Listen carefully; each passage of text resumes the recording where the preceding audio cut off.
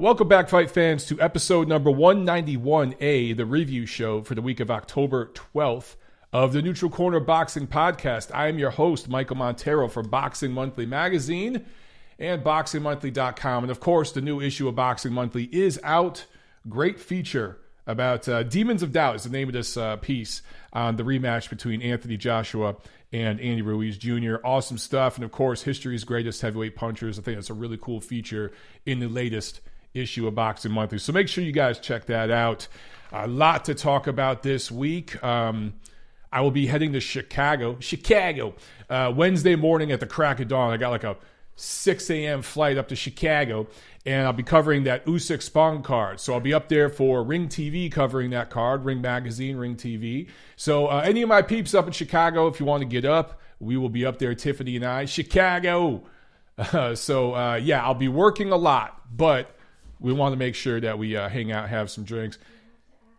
Tiffany just poked her head in here in my office. She is asking any Chicago peeps. She wants a real Chicago blues club, a Chicago jazz club. So she wants the real shit, the real old school blues jazz, that Chicago blues club. So any of my Chicago peeps that are up there, hit me up and let me know where we can get some real old school Chicago blues. All right? Let me know, guys. Anyway, okay, I need you guys to do something for me because YouTube loves to change the algorithms and people are not getting all the notifications for these videos. So the best thing you could do is share my video. Share this freaking video on your social. And if you listen later to the podcast on iTunes or wherever it is, share this episode of the podcast, okay? A couple of you guys joined the Patreon team last week. Thank you so much. A bunch of you guys have been helping out on Patreon and, of course, helping out here on Super Chat on the live YouTube videos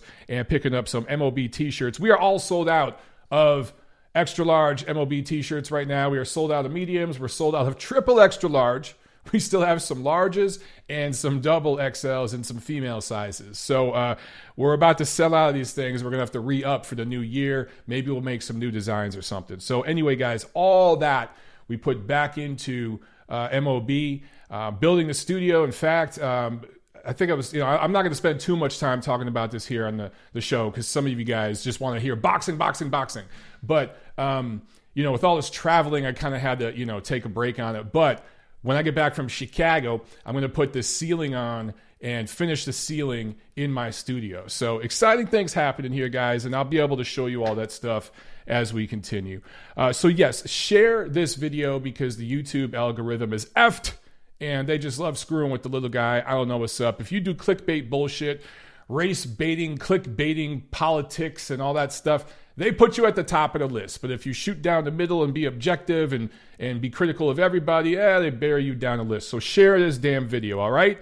Let's get into some quick news and notes, and then we're going to review what took place last week. We're going to do a detailed review on the Golovkin Derevyanchenko fight, obviously, because it's become very polarizing on social, which is not surprising. Golovkin has turned into one of those polarizing figures in the sport.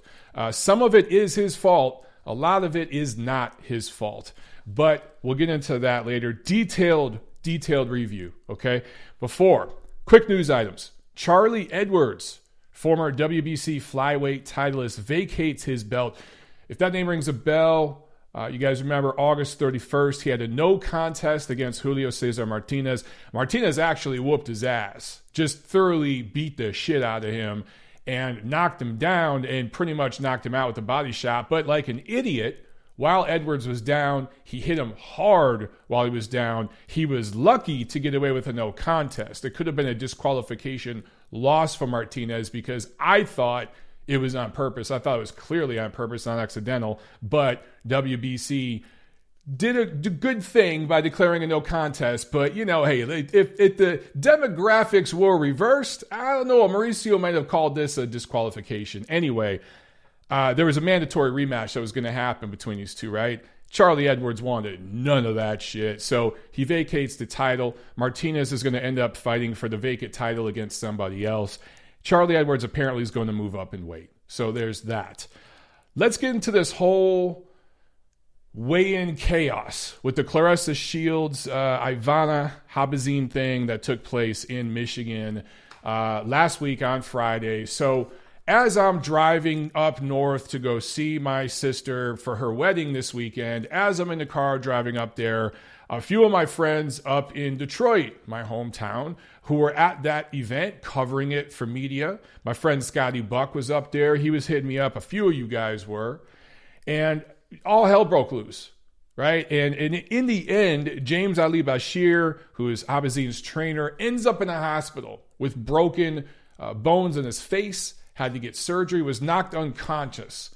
So details are still sketchy, and the promoter, Dmitry Solida, hasn't exactly been coming out with a lot of statements, clearing everything up. I guess he's leaving it up to the authorities there in Michigan, I think in Flint, where Claressa Shields is from, and this event was going to take place.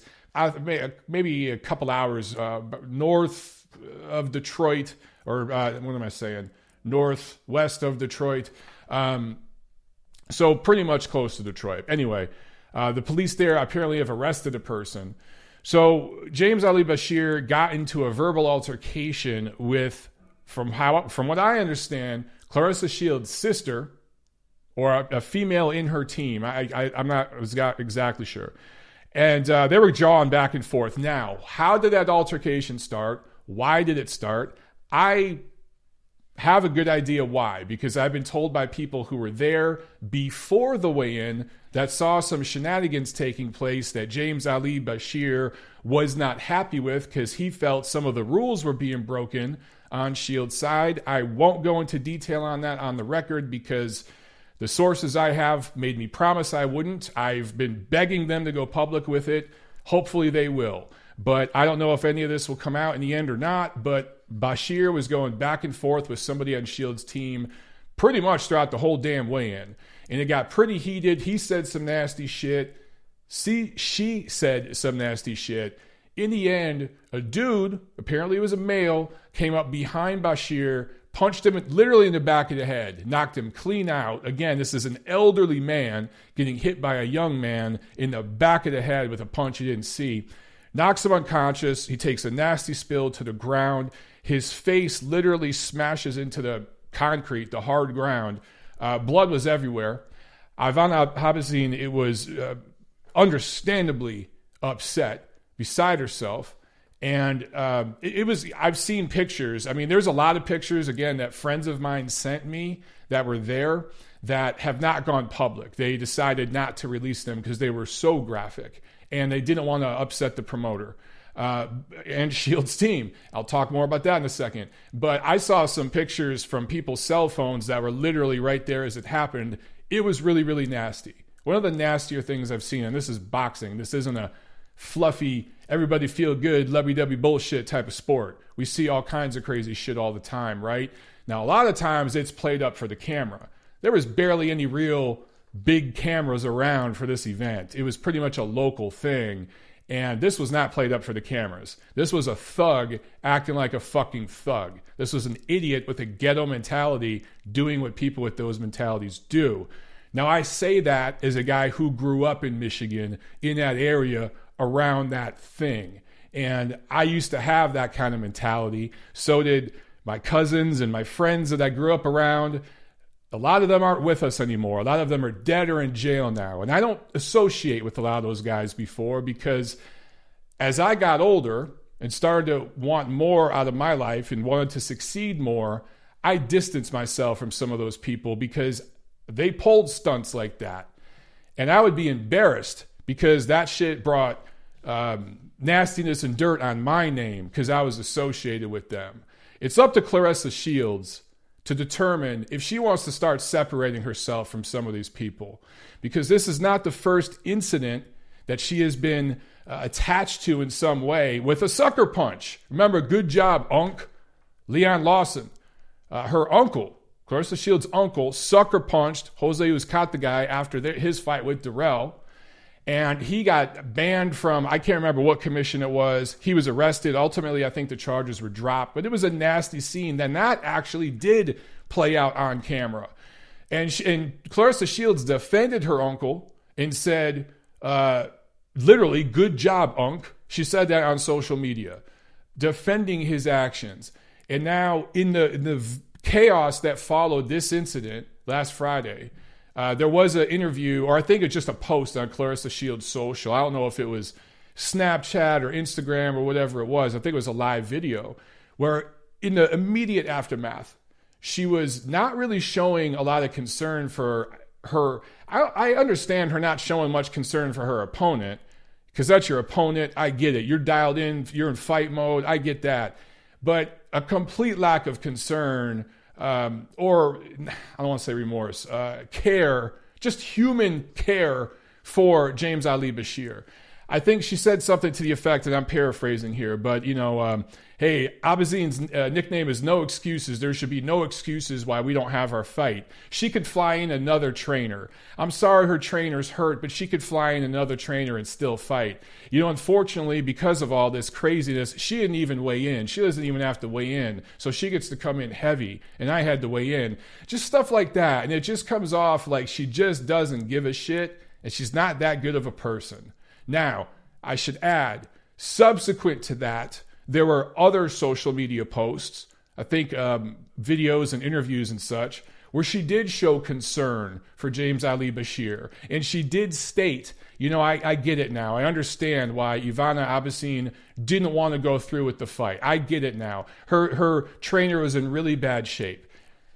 Now, is that because someone coached her to do that? Or is that because she wised up after a couple days? I can't know for certain. Neither can you guys. We can only speculate. But there does seem to be a pattern of behavior here. I know, think about it this way. Think about it this way. James Ali Bashir is the age of a lot of you guys, your grandfather, right? If somebody sucker punched your grandfather in the back of the head, even if your grandfather was being a dick and saying some really messed up shit to them, how would you feel? How would you feel about just that taking place? Now, what if it was a friend of yours or an associate or possibly a family member, because it's rumored to be that this was one of Claressa's brothers who did this. That has not been confirmed yet, but according to ABC 12, which is a Flint ABC News affiliate, they claim it was her brother, Jaquel Artis Mack. That has not been confirmed. We have heard nothing from Dimitri Salita. There's been no confirmation. So I have to make sure I say that. It's allegedly a family member.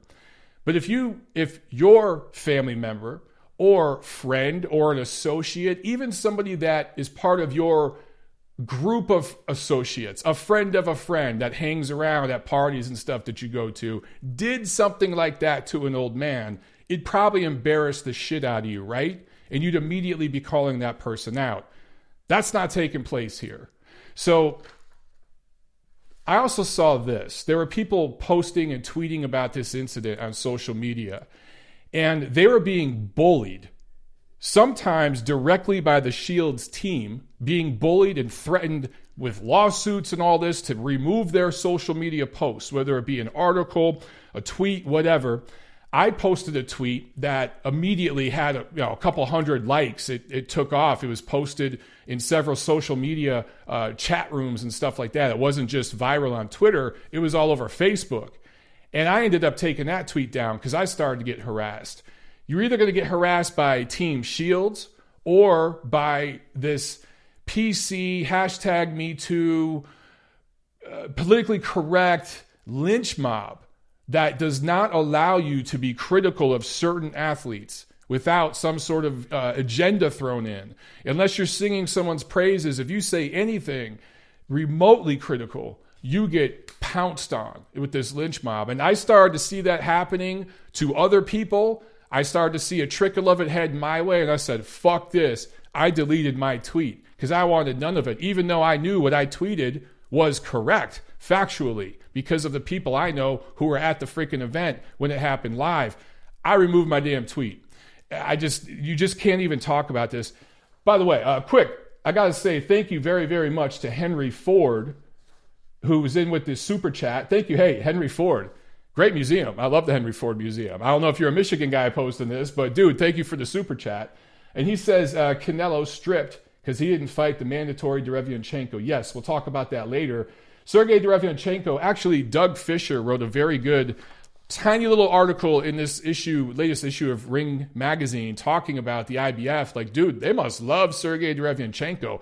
They've stripped Gennady Golovkin and Canelo Alvarez on behalf of Derevyanchenko in a calendar year. They must really love that dude. Anyway, we'll get to that later. Thank you very, very much, Henry Ford. I appreciate it, man. Okay, so back to Claressa Shields.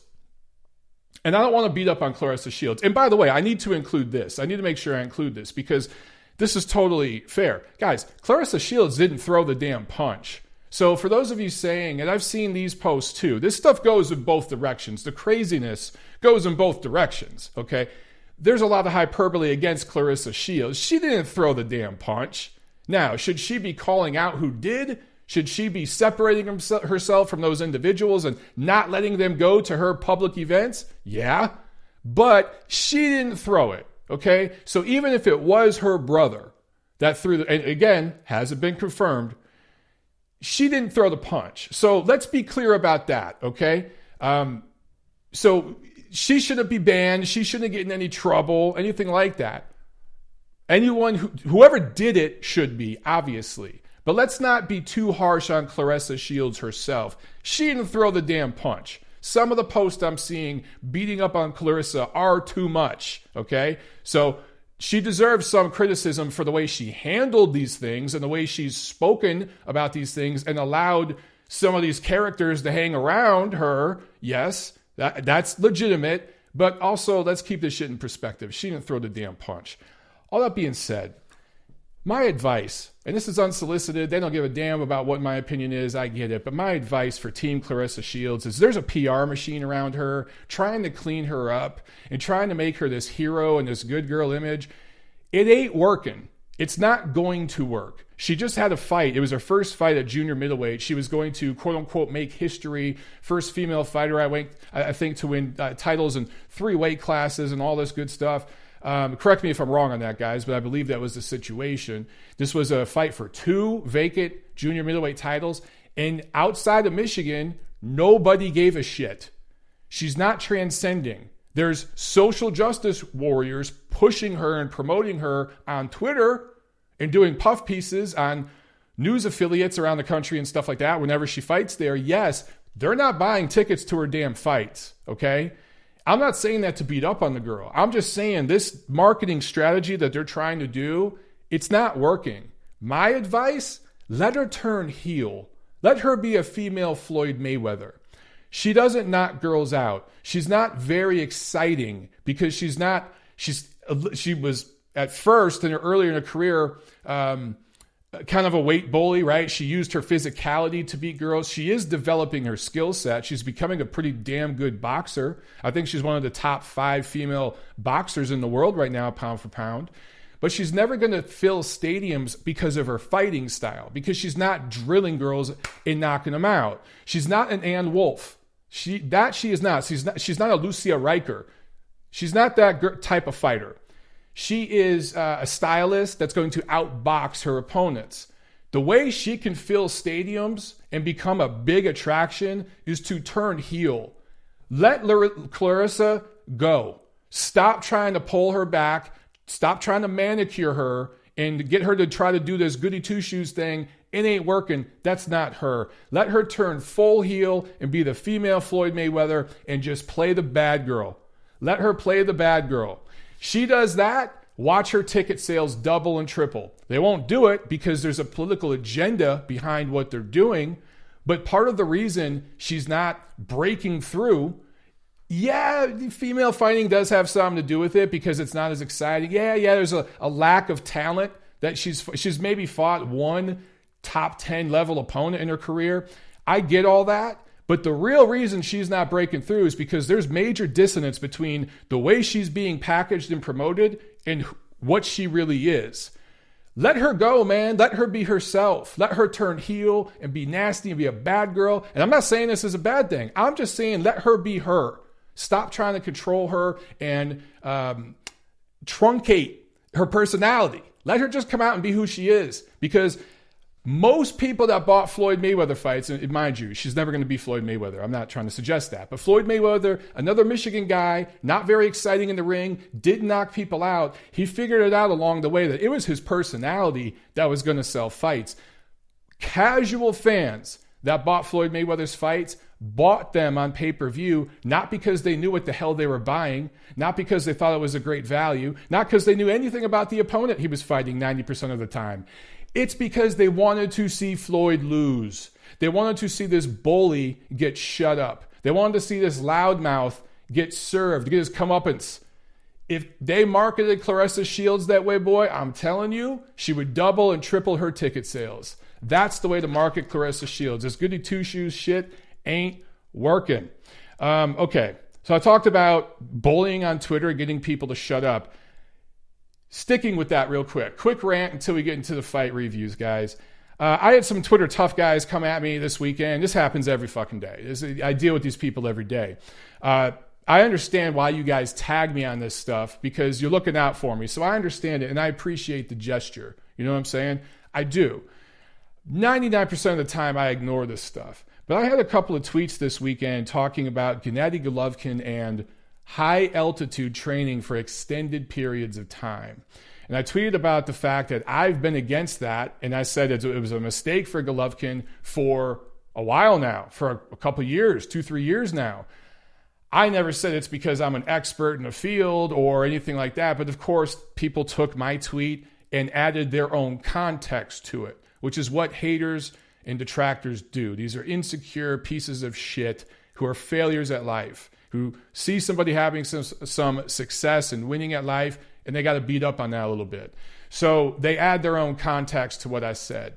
Let me state for the record, and you guys who watch my show already know this, but some of you watching or listening might be new to my show.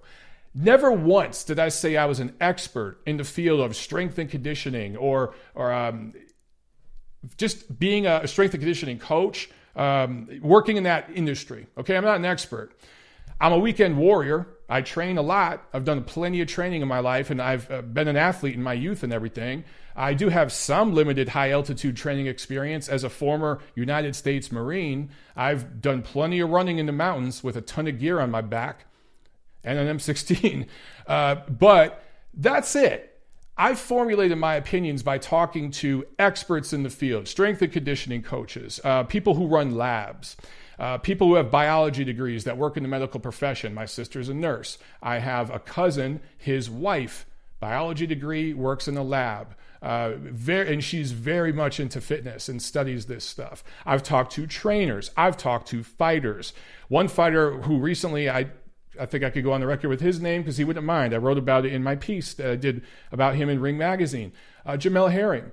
Him and his team, he works with the strength and conditioning folks that work with Terrence Crawford and some of the other top-ranked guys. They do not believe in doing high-altitude training for more than 2 or 3 weeks. Stephen Breadman Edwards, great trainer, great boxing mind, has talked about this on his Twitter, folks that he's talked with. Victor Conti, who runs Snack, who a very, very successful company that works with a lot of athletes, not just boxers. They know what they're talking about. He doesn't believe in it. He's been saying for years Gennady Golovkin should not train for extended periods of time at high altitude. There's no 100% agreed upon consensus in this matter, but there are a lot of people, dare I say the majority, meaning more than half of the people I've spoken with, are against it, particularly for an aging athlete where rest and recovery becomes just as important, if not more important, than the actual training and workout itself. And that's where Gennady Golovkin is in his career. So for some of these Twitter tough guys to take my tweets and run with it and add their own context and go crazy, it just shows what insecure pieces of shit that they are. And there's a lot of things. One guy in particular, I know a lot about this dude in his personal life. I kind of pity the guy and feel bad for him. I've talked to his family members and his friends. He doesn't even know this. He's not even aware of the family members that talk shit behind his back. I've learned a lot about this dude that I could go with publicly and just ruin this fucking guy.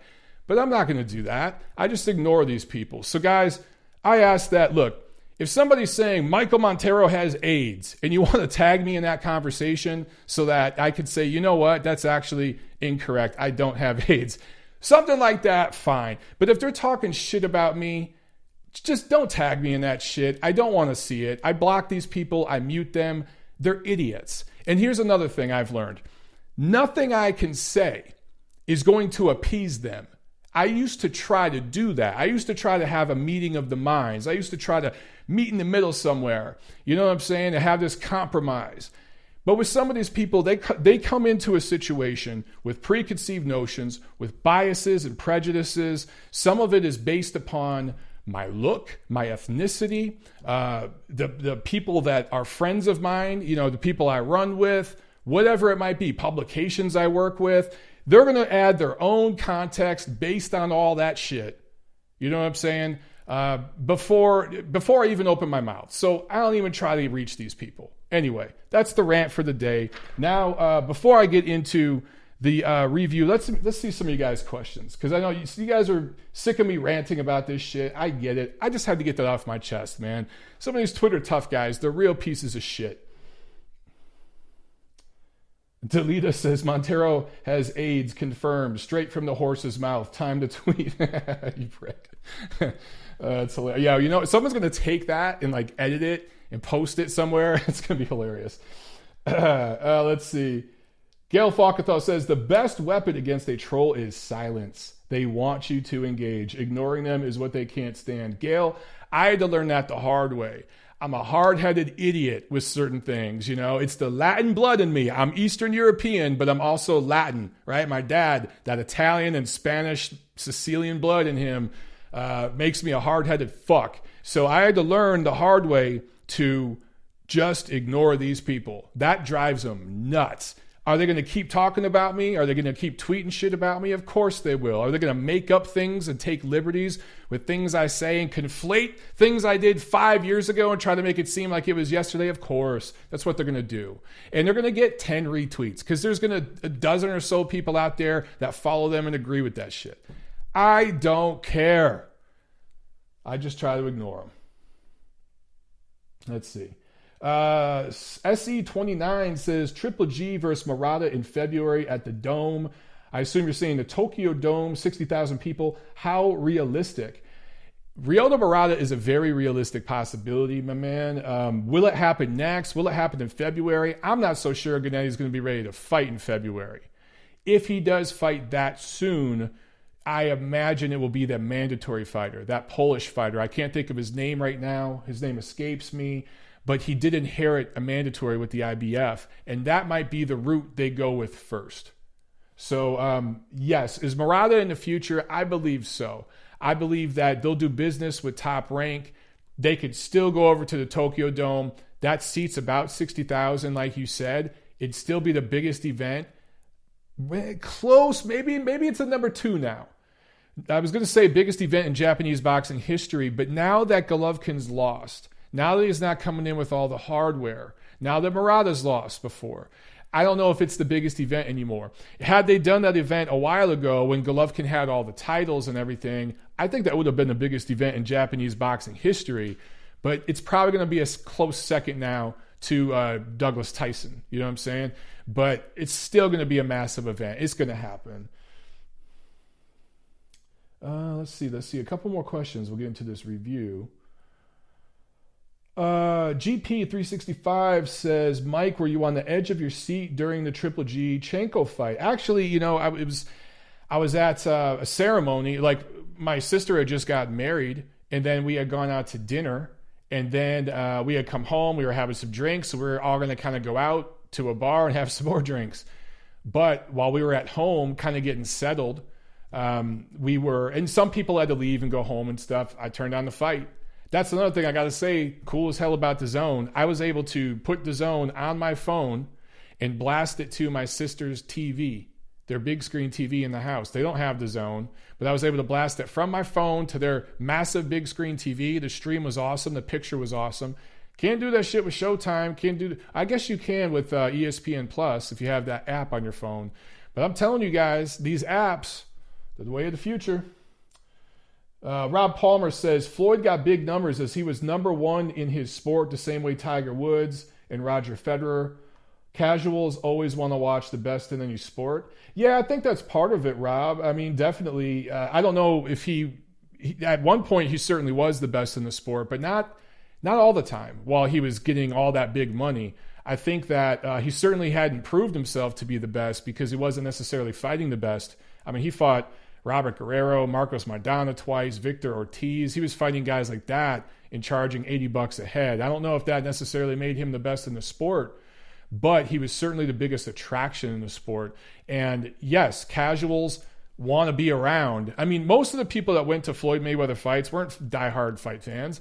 They were people who wanted to be seen at a big event, an important event in Las Vegas. Hey, look at me. I'm with this hot chick here, this prostitute that's costing me $8,000 for the night. And look at all this bling on my fur coat. I'm going to take a selfie ringside. Hashtag Mayweather Maidana 2, the fight to change boxing, right? That's who was at his fights. But there were a lot of diehard fans, of course, that bought, because diehard fans buy everything, but diehard fans buy every fight. But the casuals tune in because of the way Floyd marketed himself. Casuals didn't know who the fuck Floyd Mayweather was until he fought Arturo Gatti. Ricky Hatton brought in a lot of British fans. And then, of course, against Oscar De La Hoya. The fights against Gatti, which he was the B-side against Gatti. And then, of course, he was the B-side against De La Hoya. You can even make an argument he was maybe A- to Ricky Hatton, being A+ in terms of global impact. Globally, you could make the argument he was A- to Manny Pacquiao. But the truth is, all those fights built him up, and he built himself up as the bad guy. And every time he beat somebody like that, a big name, as the bad guy, it drove a lot of people nuts. And he also fed off the media and used the media, and particularly social media, to build himself up. He didn't try to play the good guy. He said, fuck that. I'm going to be the bad guy. I'm going to go ahead and market myself this way because that will get people to watch. They're not going to watch because my fights are exciting. They're not going to watch because I'm fighting good fighters. They're going to watch because of the way I'm marketing myself. I think they need to do the same damn thing with Claressa Shields. She's never going to be a pay-per-view star, but she's going to get a lot more people paying attention to her if she goes full heel, man. Develop a WWE-type character for Claressa Shields, change her nickname, and go that route. That's my suggestion. Anyway. John Gary Navita asks, isn't Murata with Top Rank? Yes, but Grandpa Bob does do business with other promoters, with certain fighters. And I think with Murata, they absolutely would do business and come over to the Zone. They did a fight on the Zone between Ramirez and Hooker, right? So it's a calculated decision, calculated risk, I should say, but it'd be big time business. It'd be the biggest fight Murata could get where he'd be competitive. Let's face it. If Murata fought Canelo, he'd get the brakes beat off of him. If he moved up to 68 and fought some of those top guys, he'd lose badly. At this stage of Golovkin's career, I favor Golovkin to beat Murata, but it'd be a competitive fight at this stage, guys. It really, really would. So I can absolutely see that fight happening. Vlad Valor asked, Mike, don't you feel like we lack something big in boxing? A lot of good fights, but nothing super exciting. I hear you. This is more a year for diehards. But, dude, look, Spence Porter was a damn good fight. Top 10 in terms of fight of the year for 2019. Golovkin Derevyanchenko, for me, was even better because it was fought with slightly better skill. And maybe it didn't have the same crescendo you had it in Spence Porter because Porter got dropped late. Derevyanchenko got dropped early. So the ebb and flow may have been different. But to me, it was a much closer fight than Spence Porter. I thought Spence won 7 or 8 rounds against Porter. I know a lot of you guys disagree with that. Go back and watch the fight. For everything Porter accomplished, I thought Derevyanchenko did better against Golovkin because his work was cleaner than Porter's. His work mattered more. And he actually hurt Golovkin a couple times to the body. Not upstairs. You're not gonna hurt Golovkin upstairs. But he hurt him to the body. And that's something Canelo couldn't do. That's another thing. I tweeted during the fight in the 11th, like right before the 11th round, I tweeted, Derevyanchenko's had more success in 10 rounds against Golovkin than Canelo did in 24 rounds. And of course, Twitter tough guys took that and, sent back punch stats. Look at this. I wasn't talking literally punch for punch, you fucktards. I was talking about hard punches that hurt Gennady and moved him back and made him keel over. Canelo didn't budge Golovkin once. Neither did Jacobs. They landed flush punches, and Golovkin laughed and kept moving forward. Derevyanchenko landed punches that made Golovkin keel over and suck air, that visibly hurt him. Not once, but multiple times. So, yes, in terms of punches that hurt Gennady, backed him up, yes, Derevyanchenko accomplished more in one fight than Canelo did in 2 fights. And I'll stand by that statement. I ain't going to blank when I say that shit. All right, let's get into fight review. So that Showtime card in Flint still went on Saturday. Claressa Shields did not fight Shields-Habazin, but Jaron Ennis improved to 24-0 with 22 knockouts. The Philadelphia welterweight prospect scores a knockdown in the 3rd round and then TKO win in the 3rd round over an Argentinian fighter with a dog shit resume. No disrespect to him, but Daniel Fernandez did not belong in the ring with Jaron Ennis. Jermaine Franklin, heavyweight out of Michigan, went the distance with Pavel Sor, a Czech fighter who's fought one other welterweight prospect, Filip Hrgovic, who destroyed him in 1 round in 2017. So that tells you the levels, guys. Jermaine Franklin is nothing to get excited about. As soon as he steps up, he's going to get beat, and he's going to get beat badly. He's going to get knocked the fuck out. That's what I see with Jermaine Franklin. There are levels to this shit. He's a level or 2 below Filip Hrgovic, who's a level below Daniel Dubois. All right? There it is. Now, Madison Square Garden, New York City. Let's go to the undercard real quick. Israel Madrimov improved to 4-0 with 3 knockouts. The Uzbeki looks really good. Junior middleweight. TKO 5 over Mexican veteran Alejandro Barrera. Look, a lot of people shit on this fight. This was Madrimov's 4th pro fight. They've reached out to top junior middleweight contenders and been rejected. They're trying to get top guys. Barrera, from Mexico, has fought Carlos Adames, Errol Spence, other top fighters. He's a good, I'm not going to say good, he's an experienced veteran. And Madrimov destroyed this fucking guy. I don't know what you want from someone in their 4th fight. I thought he stole the show. I thought he had the performance of the night. Ivan Baranchyk, coming off that first career loss to Josh Taylor, scores a TKO 4 win over Gabriel Bracero, Puerto Rican native now who lives in Brooklyn.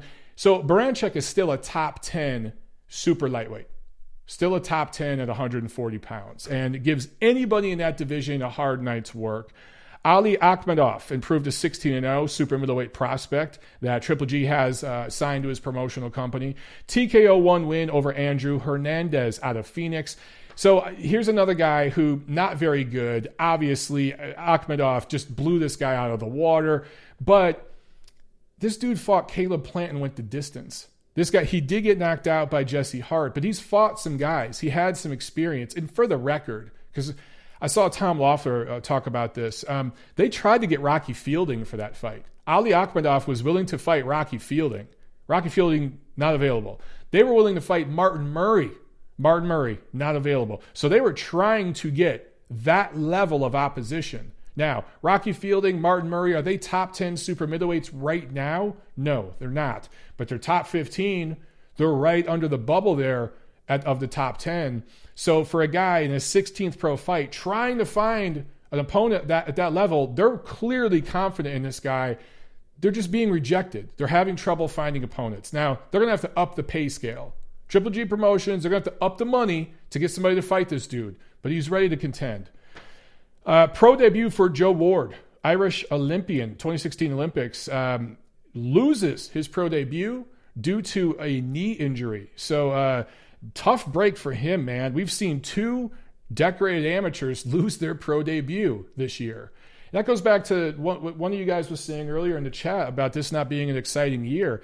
It's not an exciting year in terms of the big fights happening, the big matchups. But guys, we've had all kinds of crazy stories this year.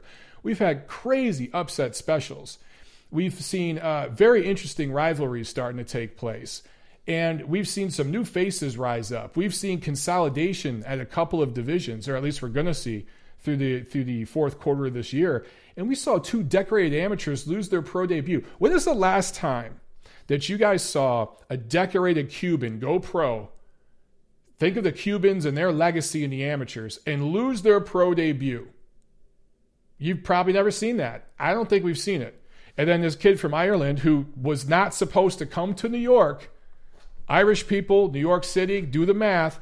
He was not supposed to come there and lose this fight. Freak incident, I get it. But we're seeing some shit this year. There's plenty to talk about, all right? Now, I'm with you. Nothing major. We're not getting, Wilder, Joshua, and those sorts of fights. But we're getting some crazy shit happening in 2019. Speaking of crazy shit, let's talk about this fight. Gennady Golovkin, Sergiy Derevyanchenko. Golovkin wins unanimous decision, which was controversial to a lot of people. Scores a knockdown in the first round. Cuts Derevyanchenko from a punch, clearly from a punch, despite what the DAZN commentary crew kept trying to sell you. I don't know why they kept talking about a headbutt. It was clearly from a punch. Anyway, scores 115-112 twice. That means 7 rounds to 5. And 114-113 once. That means 6 rounds to 6. I found it interesting. All 3 judges gave Golovkin the 12th round. I felt that Golovkin had a few clear rounds that were clearly his round. Sergiy Derevyanchenko had 1 or 2 clear rounds that were his round, but there were virtually 8 swing rounds in this fight. 8 swing rounds. And if you looked at media scoring, as how they scored it round by round in the 3 official scorecards, people were all over the damn place. There were only a few rounds, of course, the first round was one of them. I think maybe the 4th, 7th, and 12th, where there was a general consensus over who won. But virtually every other round, people were all over the damn place. Okay? Now, watching this live, I scored it even in terms of rounds. I scored it 6 rounds apiece. I had it 114, 113 for Golovkin. However, and I tweeted this, it was a close fight that could have went either way. It really, really could have. And if you had Derevyanchenko winning, I ain't mad at you one bit. For the record, Lou DiBella, who promotes Sergiy Derevyanchenko, said, of course, he feels his fighter won, which is understandable. But he said, he was asked, was this a robbery? Was this a robbery? And he made it very clear. I've seen robberies. This was not a robbery. So when Lou DiBella and Sergiy Derevyanchenko said the same thing in interviews too, they said this was not a robbery, but they feel that they won. And of course, they want a rematch and deserve it. And I tweeted about that too. Run this shit back. It was a good fight. I felt it was a top 5 fight of the year. I thought it was every bit as good as Spence Porter, only with better skill. And I thought, why not run this shit back? Now, people were saying that Golovkin was sick. I know Eddie Hearn said that he was sick. Maybe that had something to do with this, and he didn't look really good. Look, if he had the flu or something, so what? Did that really make that much of a difference in the fight? I don't know. To me, what makes the most difference, and again, this includes the high altitude stuff that I think is wearing Golovkin down a little bit. What's really worn him down, guys, is his fucking age. He's 37. And although he lives a clean lifestyle outside the ring, this is a guy who fought over 300 amateur fights. For some reason, a lot of fans and amateur casual media types, they undermine and undervalue amateur work. Dude, over 300 amateur fights. And I'm not talking little tournaments in his little town in Kazakhstan, his little village. This dude was traveling as a kid to tournaments regionally all over outside of Kazakhstan.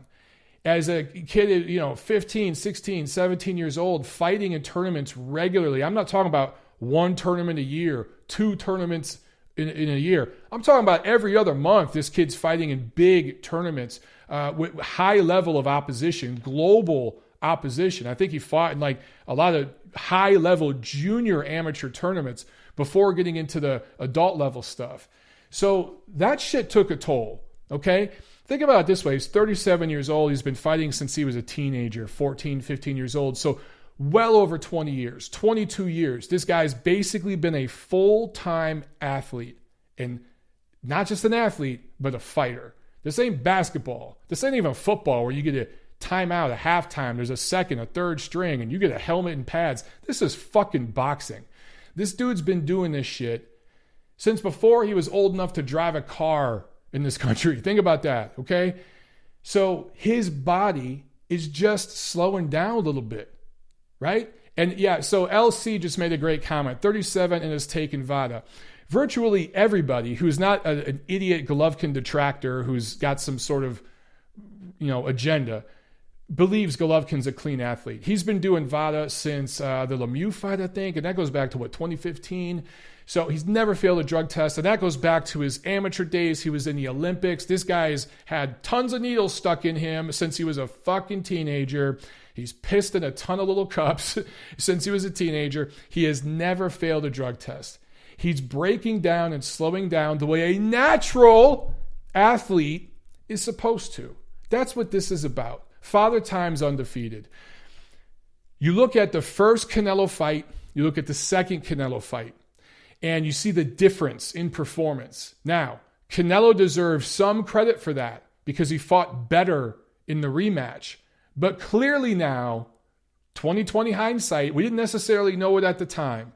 But looking at Golovkin's last few fights, particularly this fight with Derevyanchenko, who's maybe the 5th, 6th best middleweight in the world, he didn't look very good in this fight. This is not the guy that was blowing through the division in 2013, 2014. And I get it. You guys, detractors will say, well, he's fighting better opposition now. That is true. He is fighting better opposition now. However, he's also 37 years old. So which is it? It's probably a little bit of both. I think the fact that these fights are going the distance versus him knocking these guys out, I think that's due to them being better fighters. But him not looking as strong and as powerful and as fast, him not throwing in combination, him not going down to the body like he used to, him not having the same punch resistance, at least downstairs, that he showed in the past. I think all that is a product of age more than the level of fighter he's facing, right? So you're not going to just start throwing less punches because you're fighting a better opponent unless they're a defensive specialist and they take that away from you. That's not Derevyanchenko's style. That's not Canelo's style. You know what I'm saying? Certainly in the rematch, that's not the way Canelo fought Golovkin. So, guys, the evidence is there now. Clearly, Golovkin's lost a step. What did I tell you guys last week? I told you that this fight with Derevyanchenko was a barometer for Triple G to see where he's at right now. And you go one of two ways. Either start competitive with Golovkin taking over in the middle rounds and dominating down the stretch, whether he got a late stoppage or a decision win, or it'd be a tough, close fight with people bitching about the decision. And we got the latter. So that tells me right now, Golovkin's not done as an elite level fighter until he loses, but he's not the guy he was a few years ago. And scoring a fight, there are 4 categories: punching, effective aggression, ring generalship, defense. Now we could go back and forth on who won in this fight, the categories, but people are making it seem like they're looking at the punch numbers and they're saying that Derevyanchenko dominated the punching category. Well, not so fast. Not so fast. There are basically 3 punching categories. Jabs, which jabs are basically to the head. You can jab to the body, but most of the jabs go to the head. Power punches to the head, power punches to the body. And if you look at jabs, Golovkin landed 107 jabs to Derevyanchenko's 47 and at a more accurate connect rate. Again, this is reminiscent of Golovkin's fights with Canelo, with Jacobs. Jabs matter. Jabs matter. And Golovkin dominated, more than doubled up the jab work. So that matters. Now, body work matters too. And a lot of you out there don't rate body work enough.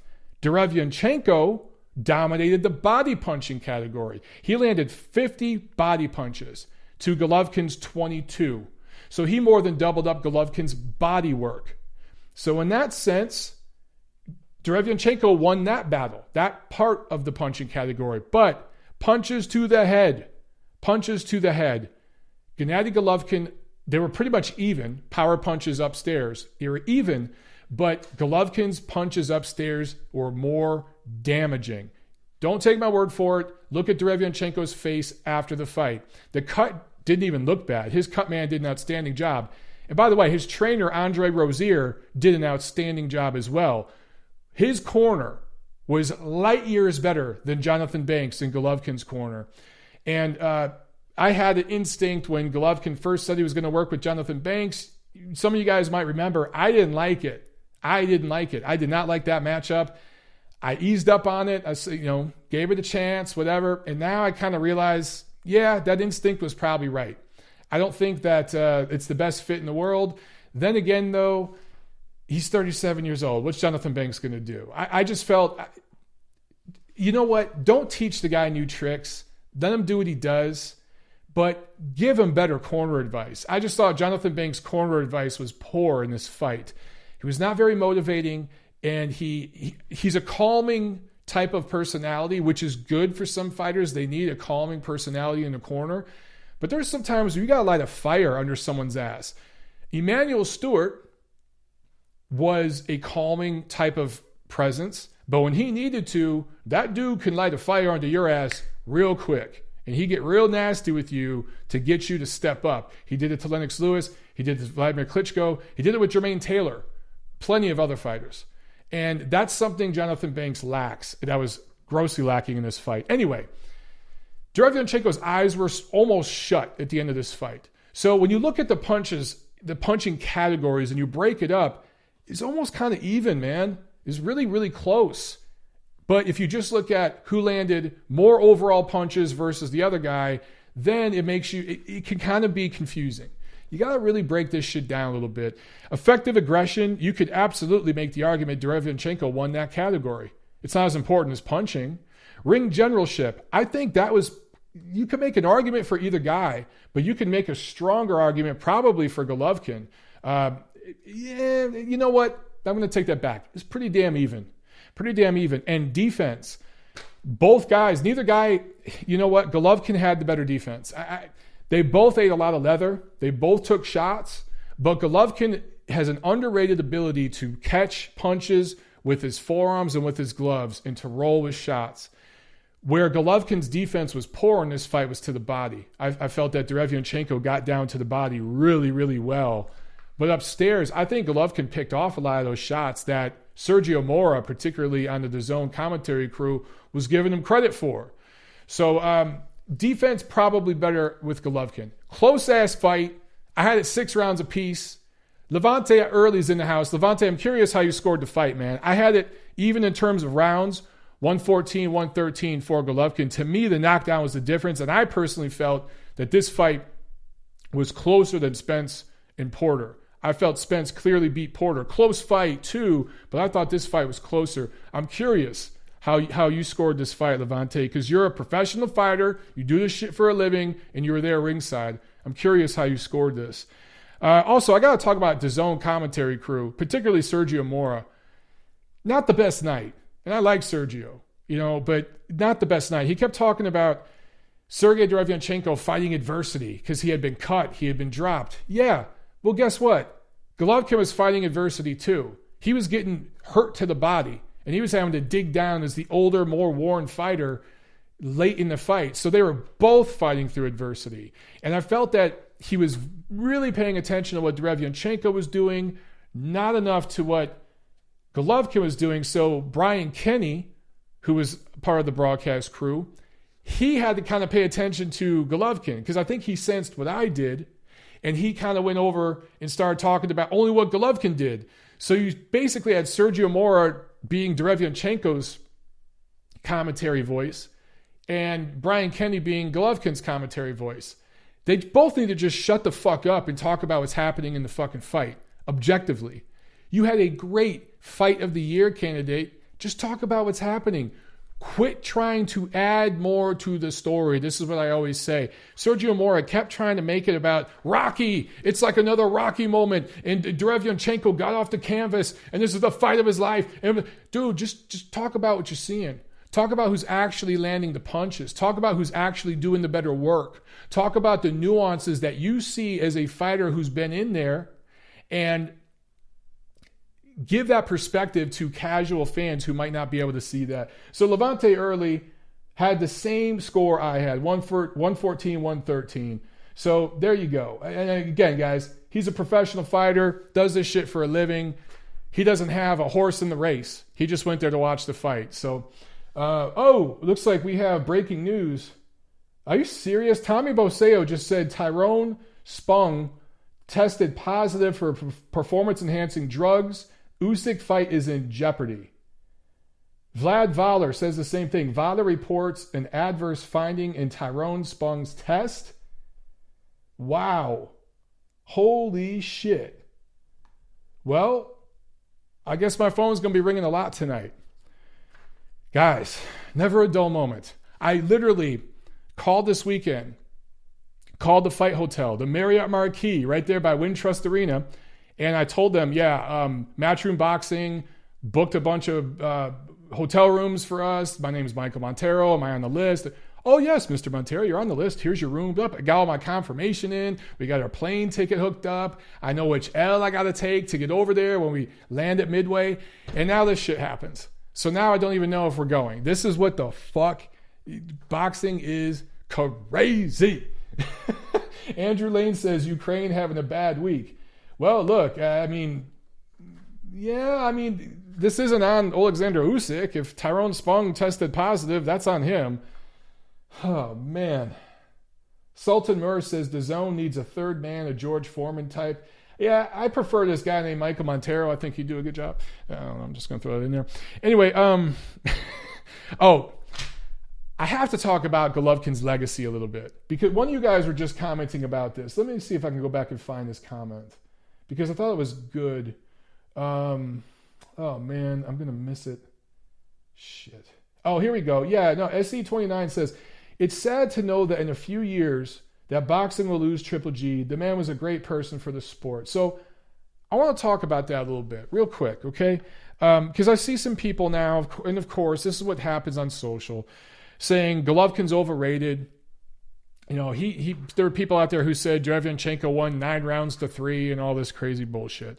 These are the same people that are now going back and saying, oh, I thought Canelo won both fights against Golovkin. You weren't saying that shit 2 years ago. You and everybody else knows Golovkin won the first fight.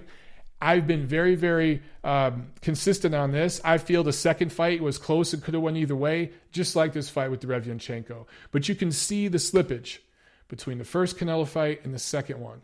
Now, was it physical? Yes. Was it also mental and emotional after being screwed by Adelaide Byrd and the establishment in American boxing? Maybe. Personally, from things I've heard Gennady saying, Gail on the chat, you can attest to this as well because you've talked about it as well. I think a lot of the decline has been mental with Golovkin. I think that, look, let me add this, okay? The WBA regular title, because a lot of people are saying Golovkin's knockout streak or middleweight title defenses, because he had like 20 some odd defenses for a while there. You're saying, oh, that's all bullshit because that was the WBA regular title. And the super title was Felix Sturm. He was the real champion. Guys, number one, how these trolls are giving legitimacy to the WBA's bullshit when you go into that rhetoric. That's just you're making it okay for the WBA to have an interim, regular, and super title in the same fucking weight class when you make those arguments. That's what you're doing. So good job, guys. You're just letting the WBA be okay with 5,000 champions in each division when you have those stupid-ass arguments. But the people saying that conveniently forget, I think purposely forget, that in 2010, yes, Golovkin won an interim title. The WBA interim title was bumped up to regular champion, and he beat a stiff to get that title. And a lot of his defenses around that time in the early 2010s were against stiffs. But guess what? Felix Sturm ducked him. The guy who had the WBA super champ that Golovkin wanted to fight, that was in the same jurisdiction, same promotion, everything there in Germany, ducked him. So what do you want Golovkin to do? This dude literally went into legal litigation against his promoter to get out of that promotional situation, left Germany, where he had relocated his family to start his career, because he was fighting the establishment there and taking it up the ass with no lube. He leaves, comes to America, starts over. In the process he went through in 2013, 2014, 2015, that's the process he was trying to go through in 2010, 2011, 2012. He got fucked in Germany. He comes over here. He finally gets the big prize, the fight with Canelo, after, mind you, trying to get fights with Sergio Martinez, Miguel Cotto, Canelo. Cotto paid him $500,000 to not fight. Okay? Canelo dumped the WBC title, the most prized title for any Mexican fighter, threw that shit in the trash. It ruined his relationship with Mauricio Suleiman for a couple years because he didn't want to fight Golovkin. This dude was ducked and avoided by everybody during that time. He finally builds himself back up for a second time as a pro. And then he feels, and most people agree, that Adelaide Byrd and the establishment authorities in boxing fucked him in that first fight. And because of that, he is now officially without a signature victory in his career, and he's not going to get it. He's past his best. Does he have one more great performance left in him if a third fight happens with Canelo? It's possible. But by rights, this guy should have a win over Canelo on his resume. At least he'd have that to walk away into the sunset with. But when that happened, when he did everything he did, uprooted his family again, okay, left Germany, come to America, did all the promotional stuff that 95% of fighters don't do anymore, at least in America, did favors, was going around, big drama show, all this stuff, right? Goodfella Productions saying he should have fought Ward. That is another busted ass talking point from detractors. Dude, I could do an hour-long video trying to break that down. Andre Ward was in litigation from 2013 to 2015. That's when Golovkin was trying to build himself up. Ward didn't fight at super middleweight after 2013. When he came back in 2015, he was a light heavyweight and could not get back down to super middleweight. A fight between Golovkin and Ward was never going to happen, okay, at super middleweight. Wasn't going to happen. There was never any talks about a fight from either side. Andre Ward's side never reached out to Golovkin. Golovkin's side never reached out to Andre Ward. That is such a fucked up talking point that people keep pushing as a fact. And the dude wasn't even a super middleweight no more. For some reason, people just dislike this guy. He's become a divisive figure in the sport. Yes, Goodfellas he is. I mean, look, I'm not going to call Andre Ward a liar. Goodfellas Pulp Fiction says Andre Ward's a liar then. Not going to call him a liar, but he's conflating timelines and statements on purpose because there's an agenda there. And Andre Ward is a guy that doesn't honor contracts, not the most honest guy when you get right down to it sometimes. I think he's doing a fabulous job as a commentator at ESPN, but again, there's a lot of things I know about that dude. The goody two-shoes, Jesus freak stuff doesn't always back that up with some of his business moves. Okay, so I just had to talk about that because the rhetoric now with Golovkin, because look, at some point, he's going to fight Canelo a third time, or it's going to be an Andrade or somebody like that. And he's going to lose, and he's going to lose decisively. He's on the way down. This is what happens to every fighter that continues to fight the best fighters well past their due date. I think Golovkin is half checked out mentally. I think he's been talking about promoting life after boxing. When I saw him a couple weeks ago in LA, he did seem relaxed and jovial, more so than he has been recently, but he did talk a lot about life after boxing. So I think he's halfway there mentally, and I think that's part of it as well. So look, what's next for them? I think they're going to fight the Polish fighter. Again, I can't remember his name, but that is, I think that's probably the next move for them because he's the mandatory. And then maybe it is a rematch with Sergiy Derevyanchenko. Maybe it's a fight with Ryota Murata. Maybe they delay the third fight with Canelo. I don't know if Canelo wants it. We'll see what happens. SC29 asks, will DAZN approve that though? Yes, they will approve it. I think they'll approve it because, yes, his name is Kamil Zeremeta. That is the mandatory fighter from Poland. He's a mandatory. Golovkin has to fight him. So I think the zone would be fine with Golovkin fighting him maybe in February, but then maybe it's a rematch against Derevyanchenko. Go right back to New York City. Go right back to the Garden. They did a pretty good crowd for that. They do a good crowd in a rematch. Make the undercard better. Have a stronger undercard, because this, let's face it, it wasn't all their fault, but the undercard wasn't the best. Get a good co-feature on there, and maybe late in the year you fight Ryota Murata. If the third fight doesn't happen with Canelo, it doesn't happen. If it does and they want to go for the money, to me, that's almost a cash out at this point. That's just the way it feels to me. Sports Talk with Troy asks, where does the WBO champion Demetrius Andrade fit in? Look, I've been saying the same thing about Andrade forever. He has to just get busy and fight people. Just get in the ring and fight people, dude. I'd love to see like Sergiy Derevyanchenko versus Demetrius Andrade or something if he doesn't want to rematch Golovkin? Sure. Would I like to see Golovkin against him? Sure. Are those makeable fights? Do they make business sense for everybody involved? I don't know about that. Right now, Andrade has to create demand, but he feels very entitled, and he just kind of wants to sit around and wait for the big fight to happen. Maybe at some point it will happen, but I told you where Golovkin's going to go.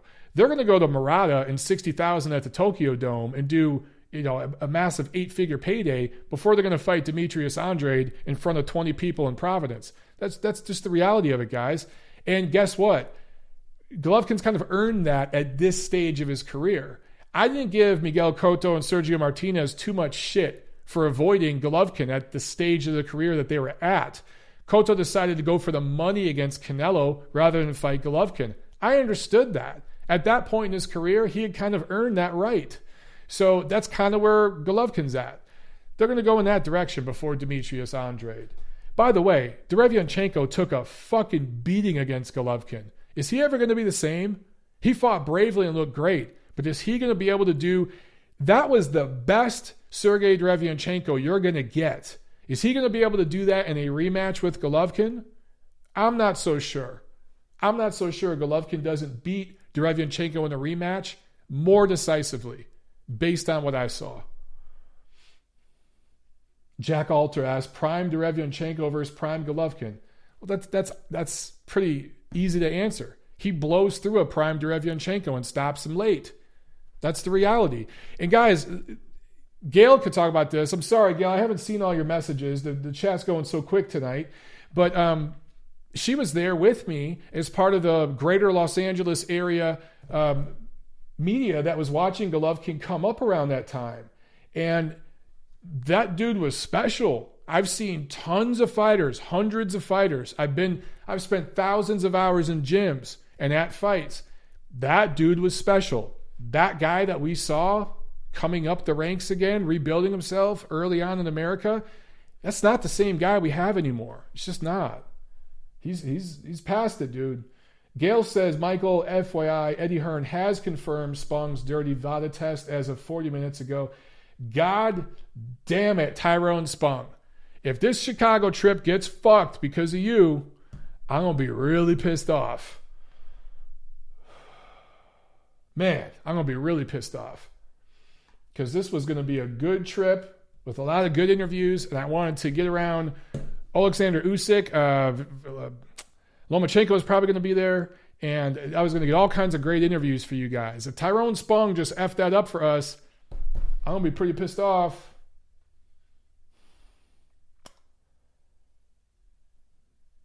Okay, SC29 is asking, will Triple G go back to Abel Sanchez? Nope, that shit ain't happening.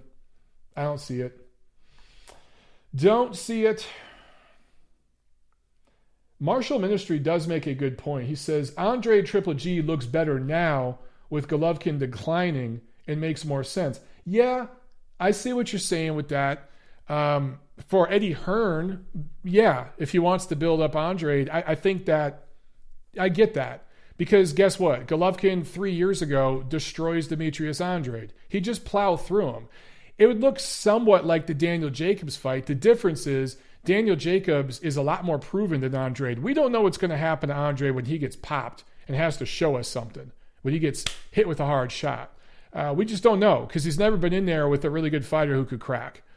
But at this point, man, guys, that fight between him and Golovkin, that's 50-50 right now. That's 50-50. SC29 says Andre is chinny. Yeah, well, he was chinny at 154 against not very hard punchers. So at 160 against a hard puncher, you got to wonder how it holds up. However, he'd see all the punches coming from this version of Golovkin. 2 years ago, 3 years ago, he doesn't see those punches. Golovkin hit his punches better back then, and I think gets through and probably stops him. SC29 says Triple G needs to live Big Bear. I agree with you. I've been saying that on Twitter. I've been saying it here on my show. Twitter tough guys want to act like, I'm an idiot for suggesting that. Now, is that to blame for his lackluster performance against Derevyanchenko or his struggling with Canelo in the rematch? No. I think it contributed to it, but I think age is the biggest factor. Robert Palmer talking shit about Golovkin. Dude, I don't know. People like you, I don't know why you hate Golovkin so much. I just don't understand. I just don't understand why you can't enjoy seeing a fighter like this come through that you're not going to see again in a while. And look, if the demographics were different between Canelo Golovkin, if the Ukrainian and Russian and Eastern European bloc fighters were the dominant power players in boxing, he would have got the nod both times over Canelo. But the Mexican-American, particularly WBC, they're the most influential sanctioning body. They're the power brokers right now in the sport. The American boxing establishment. Look, if a Russian dude's going up against an American, we saw what happened with Kovalev and Ward in their first fight in Vegas.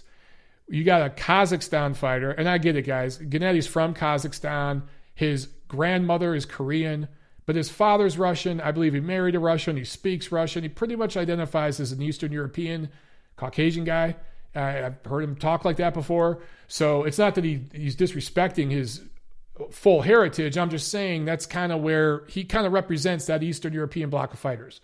Him going up against a Mexican guy in Vegas, Mexican star is going to get the decision. That's where we're at. But guys like Kovalev, Golovkin, Lomachenko now, Usyk now, and others coming up the ranks, starting to pave the way for guys over the next 10, 20 years. I'm telling you, 10 years from now, 20 years from now, you're going to see a Russian guy fighting an American in Las Vegas, and the Russian's going to get the decision. You're going to see an Uzbeki fighter fighting a Mexican in Las Vegas, and the Uzbeki's going to get the decision. That's where we're going to be in 20 years because of guys like the Klitschko's, Golovkin, all these other guys paving the way. Getting screwed sometimes along the way, but they're paving the way. It's the way it works in boxing. The new group, the new immigrant group coming through, paves the way in boxing and then trickles out into other sports. You're going to see Kazakh Major League Baseball players 20 years from now. You're going to see Russian, Ukrainian dudes in the NFL 20 years from now. They always start in boxing and then go out into other sports. It's happened for over a century in this country. Let's see. SC29 asks, Mike, have you seen anything odd with the judges before or after a fight?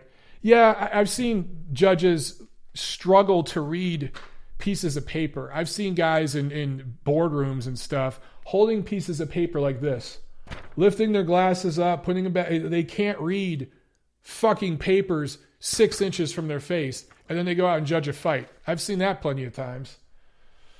All right. Maybe one more question, and then we're going to bounce up out of here, losing my voice. So much talking. I need a co-host. Here. I see a few of you guys talking about... well, first, John Uden makes a good comment. Mike, they should start limiting the amount of people on stage for the weigh-ins. I completely agree. The problem is now, dude, the weigh-ins are part of the show.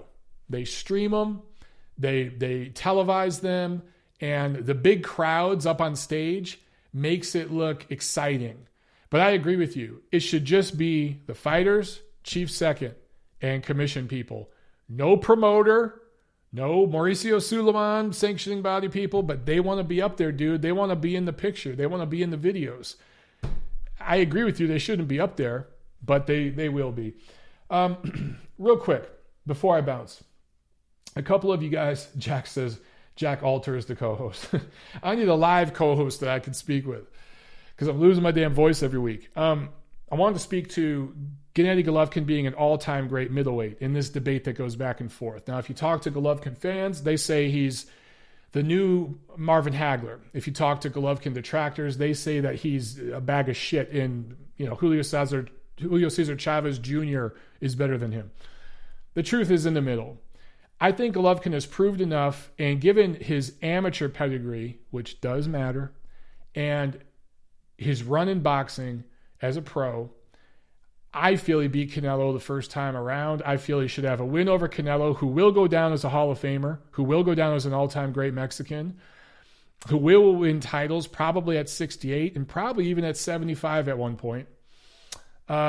He should have a win over him, Jacobs, Derevyanchenko, and other quality middleweights. Golovkin's in the top 10. I struggle to find 10 middleweights from the past that I would favor to beat Golovkin. Now, I'm not talking about guys who made a pit stop at middleweight on their way to light heavyweight or whatever. I'm talking about your all-time great middleweight champions, like a prime Bernard Hopkins. Golovkin beats him. A prime Golovkin beats a prime Bernard Hopkins. I think Carlos Monzon and Marvin Hagler have done more than Golovkin. Now, some of that wasn't Golovkin's fault. Wasn't his fault. Some of it was. Golovkin did chase the money, did go after Canelo, did do the deal with the devil and go fight in Vegas, and didn't protect himself. And he got paid a lot of money. He's made over $100 million in this sport, but it cost him a couple years of his prime going after Canelo. And it cost him getting ripped off. So officially in the books, he has a draw and a loss against Canelo, right? And that's the way it goes down in the books. Now, people who understand the sport feel that he won the first fight, fine. But casuals, 20 years from now, looking at his record on BoxRec, will see draw, loss to Canelo. In that time, he could have just stacked up defenses against other dudes. So anyway, some of it is Golovkin's fault. A lot of it's not. He can't change the color of his skin. He can't change the country he was born in. And some of those things are just always going to be held against him by people with agendas. It's just how it is. And by the way, this shit goes in all directions, okay? It goes for fighters of every ethnicity and walk of life. It's not just for guys from Eastern Europe.